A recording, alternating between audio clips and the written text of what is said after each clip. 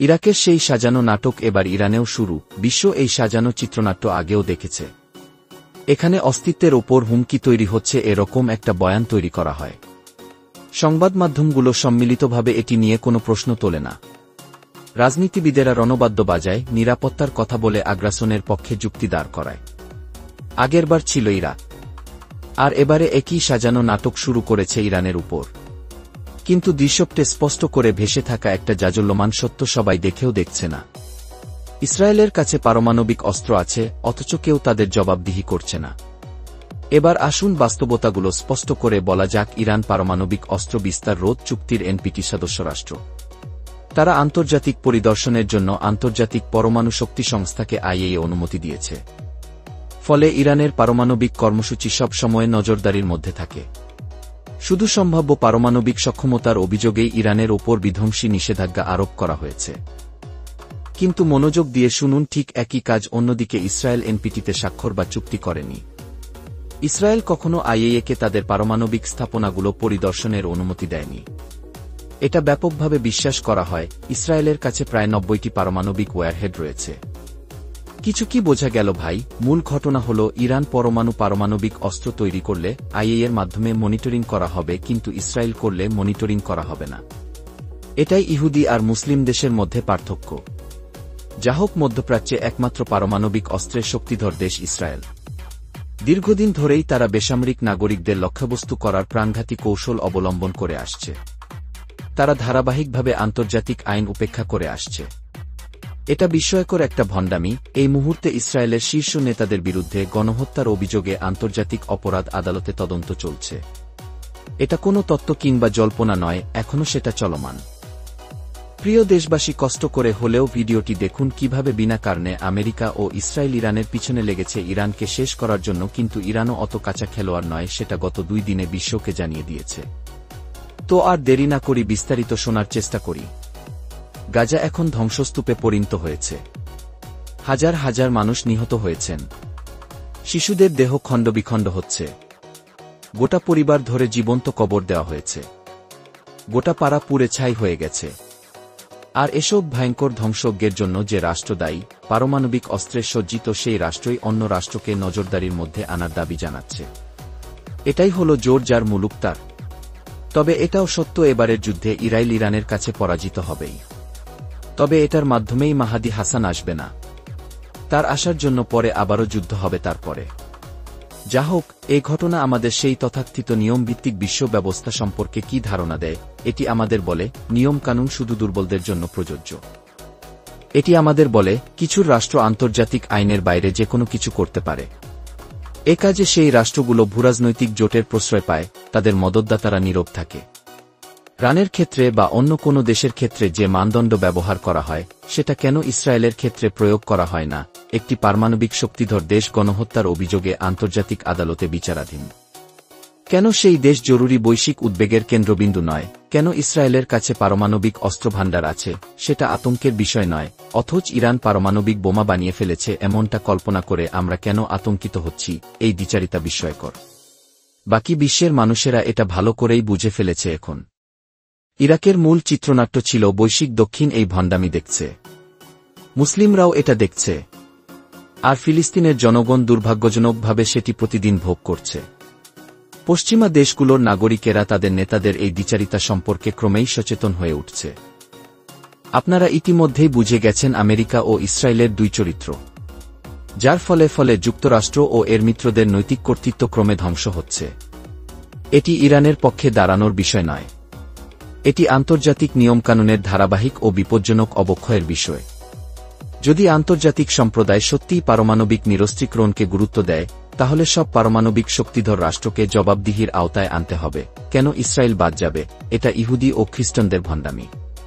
বিশেষ করে যেসব রাষ্ট্রের কোনো স্বচ্ছতা নেই, যারা যুদ্ধাপরাধে জড়িত এবং আঞ্চলিক অস্থিরতা উস্কে দেয়।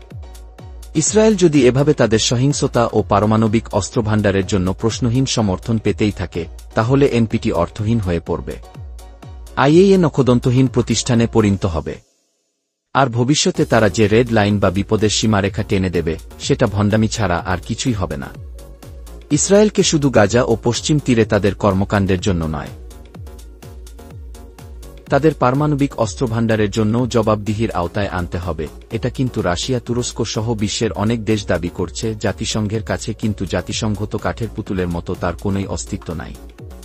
এটা সকল শ্রেণীর দাবি, মিথ্যা অজুহাত, কারো ক্ষেত্রে নিয়মের দোহাই, আর কারো ক্ষেত্রে দায়মুক্তি। এই পক্ষপাত দুষ্ট অবস্থান থেকে বিশ্বকে আরেকটি যুদ্ধের দিকে ঠেলে দেওয়া আমরা সহ্য করতে পারি না বলছে সকল রাষ্ট্র, কিন্তু কাজের কাজ করার কেউ নাই। ইরাকে ব্যবহার করা সেই পুরনো চিত্রনাট্য বহু আগেই বাতিল হয়ে যাওয়া উচিত ছিল, কিন্তু সেটি যদি আবার ফিরিয়ে আনা হয় তবে আমাদের সম্মিলিত প্রতিরোধও গড়ে তুলতে হবে। ইরানে ইসরায়েলের হামলার আসল যে কারণ সেটা হল ইসরায়েল ও ইরানের মধ্যকার সংঘাত চতুর্থ দিনে পৌঁছেছে এবং উভয় পক্ষেই হতাহতের সংখ্যা বাড়ছে।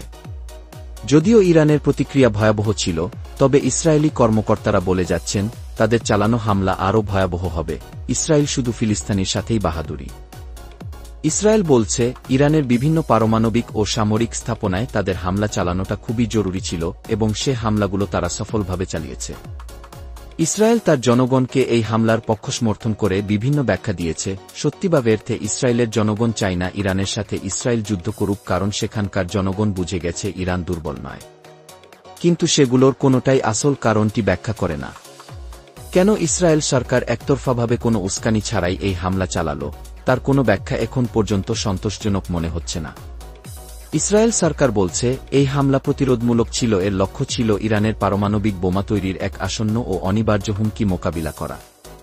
কিন্তু এই দাবি সমর্থন করার মতো কোনো প্রমাণ তারা দিতে পারেনি। বরং ইসরায়েলের হামলাটি অত্যন্ত পরিকল্পিত ও দীর্ঘদিন ধরে প্রস্তুত করা হয়েছিল বলে মনে হচ্ছে। ইসরায়েল আরও দাবি করছে 12 জুন আন্তর্জাতিক পরমাণু শক্তি সংস্থা আইএইএ যে প্রতিবেদন প্রকাশ করেছে তাতে দেখা গেছে ইরান 2000 সালের শুরুর দিক পর্যন্ত পারমাণবিক অস্ত্র বিস্তার রোধ সংক্রান্ত চুক্তির এনপিটি শর্ত লঙ্ঘন করেছে। সে কারণেই তারা হামলা করেছে বলে তাদের দাবি। ইসরায়েল সরকার আরও বলছে এই প্রতিরোধমূলক হামলার আরেকটি লক্ষ্য ছিল ইরানের পারমাণবিক কর্মসূচিকে নেতৃত্বশূন্য করে দেওয়া বা ধ্বংস করা। কিন্তু নীতি নির্ধারক ও গবেষকদের মতে ইসরায়েলের একার পক্ষে এই কর্মসূচিকে ধ্বংস করা সম্ভব নয়। ইসরায়েলি সেনাবাহিনী বিভিন্ন সামরিক ও সরকারি স্থাপনায় হামলা চালিয়েছে। তারা ইরানের মিসাইল ঘাঁটি, গ্যাসক্ষেত্র, তেল ডিপো থেকে শুরু করে বিভিন্ন জায়গায় আঘাত হেনেছে। তারা একের পর এক ইরানের শীর্ষ সামরিক নেতাদের হত্যা করেছে।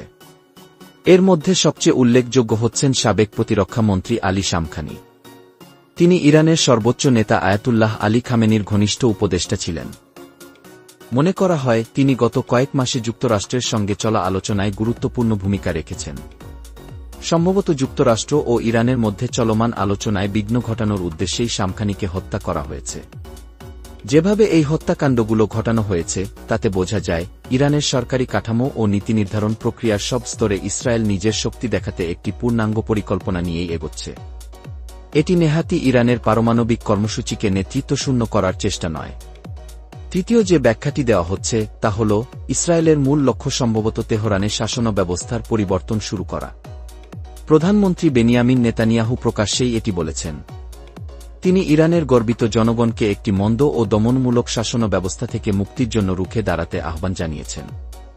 ডোনাল্ড ট্রাম্প স্পষ্ট নাটক শুরু করেছে আর ইরানকে যুদ্ধ বন্ধের জন্য ইশারা দিচ্ছে। এর কারণটা হল পরিষ্কারভাবে ইসরায়েল এখন যুদ্ধে পরাজিত হয়েছে, কিন্তু তা স্বীকার করছে না তারা।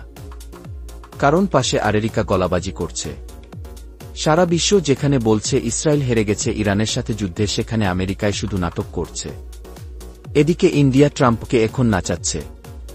কবে যে ইন্ডিয়া ভেঙে টুকরো টুকরো হবে সারা বিশ্ব সেদিনের জন্য অপেক্ষা করছে। বিনা কারণে আমেরিকা যেমন ইরাককে শেষ করেছে তেমনি পায়তারা করছে ইরানের সাথে। তবে ইরান এত কাঁচা খেলোয়াড় নয়, সেটা গত 2 দিনে বুঝিয়ে দিয়েছে।